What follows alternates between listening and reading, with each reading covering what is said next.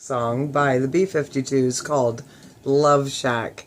You know, if you're not moving during that, even if it's a little chair dancing, even if it's just a little, I don't know, going with the flow, little, your foot tapping a little, your finger a little, then I'm afraid you should see a doctor or something, because that is a very powerful song. And it definitely is a recipe for chair dancing, which is very important. You know, we don't move enough, right? You look at, over time, how complacent we've got, how we don't work in the fields anymore. We don't have to hunt and gather and do all that stuff. We get up, we go in the shower, we make ourselves a coffee, and we head to our office or our cubicle. Or even, have you seen the inside of a tractor these days? Or the inside of farm equipment? What was one documentary? I was watching a documentary. Oh, I don't know. There's too many. So many documentaries, so little time. But I was watching one, and they were talking about, it was probably the evolution of food and how they're ruining it. So it was something about that, and the guy legit was sleeping while his tractor was going. So he had air conditioning, he had tunes, he had like a Keurig for one built for the tractor. It was like absolutely amazing / insane, because there's no hard work anymore, right? So we don't get out enough. We're not doing enough. That's part of the reason why we have the disease, right? Dis-ease that we have today, because we're not active enough. So if you don't make the effort, what's that quote I heard? If you don't make time for your health, your body will force you to, right? I totally said that wrong, but whatever, you know what I mean. I was talking Michelle again. I was saying that to somebody the other day. It's like I have my own lingo, and luckily my listeners, my partner, and my children all talk Michelle, so they know what the heck I'm talking about at any given time. Very important. How else do we communicate, right?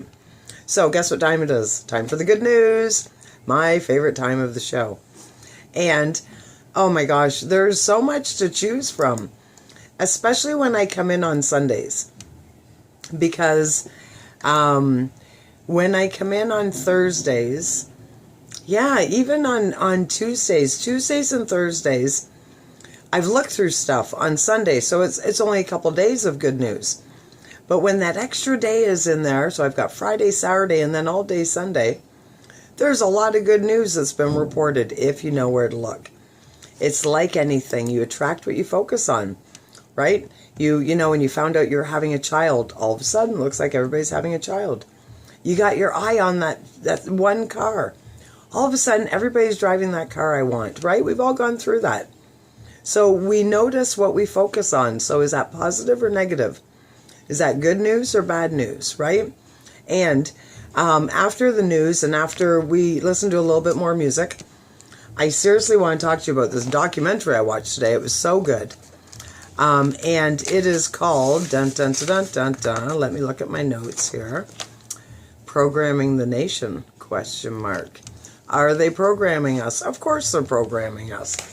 A lot of interesting history in there. Like, for example, they're talking about, in one part of the documentary, how they start through children's television and children's commercials. Because, you know, a child doesn't know the difference between when a TV show stops and when the commercial starts, right? They don't know. They're just equally zoned in. So they start gearing for children as early as, are you ready for this? 9 months old. Because, unfortunately, parents quite often use TVs as babysitters. And you know what? I'm not knocking parents. I did it too, to an extent. You know, I don't know if I did that young, but maybe I did. I don't know.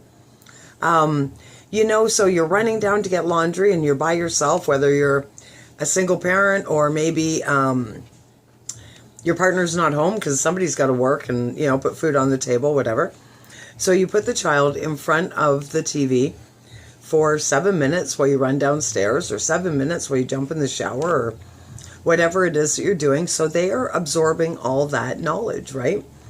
So they were saying they start gearing for 9 months old, and they figure how did that go? Okay, I'm going to have to look at this for a second.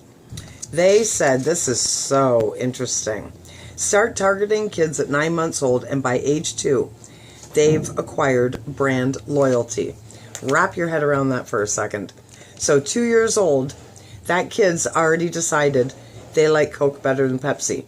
They may not have even had a Coke before, right? But because they've seen it in all the movies or all the shows or whatever, they're familiar with, that's the red can, that's the blue can, right? That's where it all starts. Oh my gosh, very interesting. So if you have access to that documentary, check it out. After the good news, we'll talk about it some more.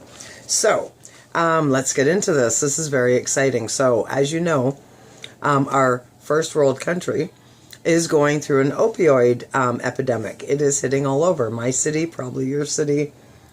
It is a crying shame. It really is. And oh, wow. But we're not going to be problem-based people. We're going to be solution-based people because that's how we roll, right? Looking at solutions. So this is very cool.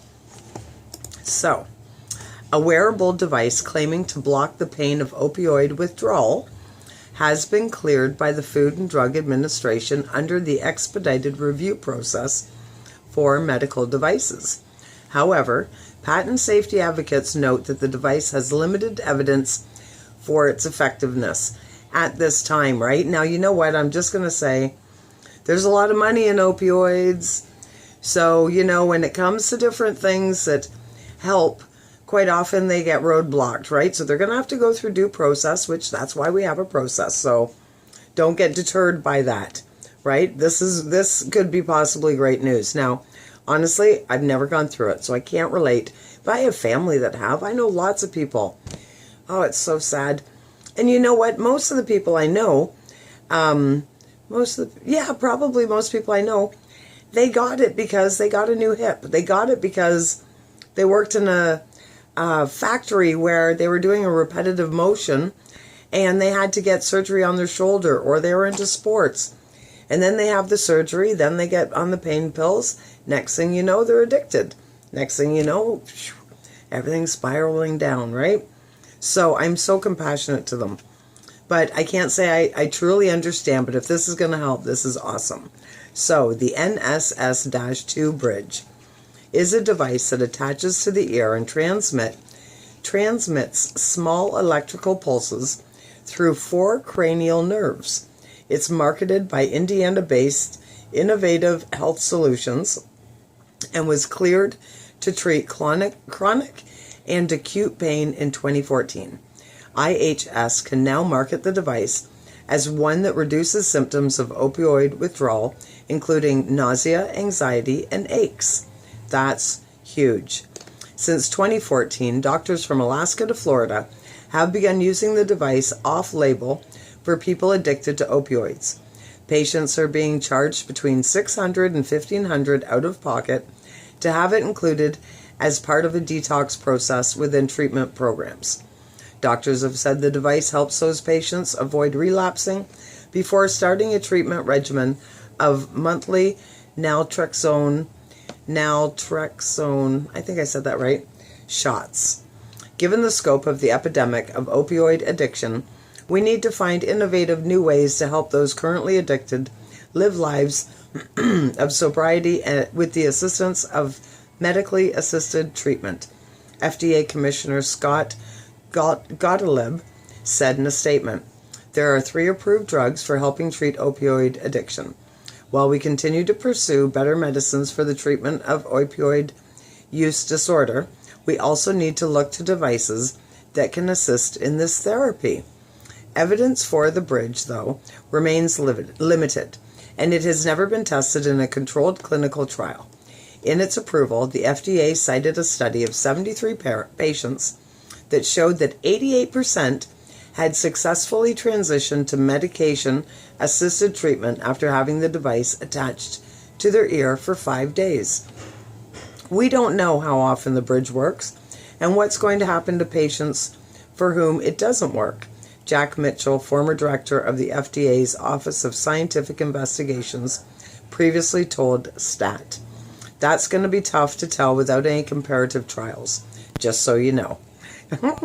Now, you know what? Let's say hypothetically it's the placebo effect. Who cares? As long as it's getting the result that they're after. That's the thing, right? And that's my understanding of, when they're going through withdrawals, is that their whole body is in pain, like the worst flu you could imagine. And that probably isn't even a fair comparison. Plus, they're constipated and all sorts of other stuff. Oh, good grief, what a mess. So, anything that can help is a wonderful thing. That is so very cool. And speaking of a wonderful thing, unfortunately, police officers get a bad rap because of isolated incidents, right? And you might think, isolated incidents, how can she say that? Well, I can say that because do you know how many people police officers pull over in a given day in all of the Western world? And then you think of how many horrible stories we've heard of bad decisions by the police officers, or bad decisions is the story we hear, which isn't even necessarily true. So. I think the world would be not a good place if we didn't have any police officers. Don't we see that when something happens? Like, for example, look at when Hurricane Katrina came through, and then all the police were busy with the flood and saving people, and then everything went awry, right? They're like with criminals and with, they were looting and they were, just doing terrible things. It was totally like back to the wild, wild west. So, like in any field, there's people that go over and above too, right? For every crooked cop, there's an awesome cop. And it's just like, in every creed and every culture and every race, for every crooked one, there's a great one. I don't even care. Men, women, men don't cheat more than women, right? Women cheat just as much. It's just, if a woman's telling the story, she's going to tell it her own way, unfortunately, except for this woman. Anyways, so I thought this is a really cool story. Anyone can help turn a life around, even if it's as simple as giving them a book in the trunk of your car, which is exactly what Deputy Matt Holman did when he met Robert Morris back in February 2016. Morris was in sorry shape at the time. He had been living in a tent in the woods after he had spiraled into addiction and alcoholism following the death of his mother, father, and sister. Wrap your head around that. That's pretty heavy. Though he has 2 surviving siblings, he had lost contact with them because of his condition. When Holman saw Morris walking through the rain late one night, he shined a spotlight on the homeless man and asked if he was okay. The two ended up walking together for a ways until they sat down in front of a nearby church in Greenville, South Carolina. Morris explained how floodwaters had washed his tent away and he had nowhere to go. We sat down and we had a long talk, and he was one of the nicest people I've ever met in my life, Morris said of the officer. When he was asked if he needed anything, he said, "Yeah, I need a Bible." Holman explained that he usually carries around several of the Christian tomes in the trunk of his squad car, but on that night in particular, he only had one, his personal Bible that he filled with notes, bookmarks, scribbles, and highlighted passages. I didn't want to necessarily give it up, but I kind of felt like God was telling me, "He needs us more than you do," Deputy Holman said. Although he was really attached to that Bible, he relinquished it. Holman went to buy a hot plate of food for Morris before parting ways. It was not, however, the last time that the officer would hear from him. 6 months later, Morris called 911, not because he had an emergency, but because he wanted to thank Holman, and he had no other way of reaching the deputy. He left a recorded message at the Greenville County Sheriff's Office crediting Holman for saving his life. After their encounter, Morris became inspired to check into an institution, recover from his addiction, and reconnect with his siblings, all because of the deputy's kindness. That is so absolutely awesome, and it's all about being in the right place at the right time, and he happened to have the Bible in his trunk, right? So whatever works for you. I mean, I'm not a religious person, but if that is what works for you, there's so many people, talking about addiction again, so many people that works for them, so many people that's what helps them get off that path, start a new journey, and then some stay with it and some don't, right? And it's not up to me to judge. It's not for me, but you know what? If that's for him, That is absolutely awesome. So good for him. But I'll tell you somebody else who I think is absolutely awesome is your friend of mine, Bill Murray. You know, I see so many famous people that sort of take the money and run, right? It's great to see one that gives back. So this is really cool. Bill Murray has been a staple of the comedy world for decades. The 67-year-old actor is known for movies like Caddyshack, Ghostbusters, and Groundhog Day. Well known as former cast member of Saturday Night Live, Murray is part owner of a Minnesota baseball team, a Florida restaurant, and involved in his community of Charleston, South Carolina. But best of all, we love him for his quirky pranks and total kindness, which has delighted strangers that he meets around the globe. Recently, Bill went to a bluegrass concert in Charleston and spontaneously decided to buy out the venue. And then he gave all the tickets to complete strangers waiting in line behind him. Is he cool or what? That is so absolutely awesome. So lots of good things going on in the world. By famous people, by regular people, by industry. We are totally surrounded by it. All we have to do is take the time to look. And you know, don't you feel good after hearing those stories? I totally do. You know, every day we have a routine, right? Everybody, we're all people working a program. You have your program, I have my program. And every day, because we don't have cable, because I don't do cable. So I like to control what I expose myself to. And that's part of the reason why I'm upbeat and positive and people like being in my energy. And I really have an awesome life. I really do. And it's onward and upwards. You know, oh man. Anyways, so I get up and I go on YouTube and I scope out, you know, different pages that are recommended for me. And I watch like a little bit of news, just enough. It's like going to the lake when the water's too cold. So I go in a little bit and I check it out and I scope it out, see what's going on. Then I get the heck out of there before I get emotionally attached. And I found that I'm not even interested in doing that anymore. I'm just getting the heck away from it all because it serves no purpose to me. You know, if it's nothing that's not like, if there's nothing going on that is going to affect me, Michelle Dion, in Sarnia, Ontario, Canada, then I don't even need to consume myself with it. It is not worth my energy. I would much rather surround myself by good, like-minded people, good news, good music, good things. It's all good. It's all good in the hood, I'll tell you that. So, thank you for joining me for the good news. All those articles will be posted on the Positive Power Facebook page, which is also goes onto my Twitter. So I hope you check those out at your own convenience. There's pictures and there's a little video from the police officer. Lots of good stuff going on. So we're going to go to a couple positive tunes. And then I really want to talk to you about that documentary. Do you know what you're watching? This is the thing.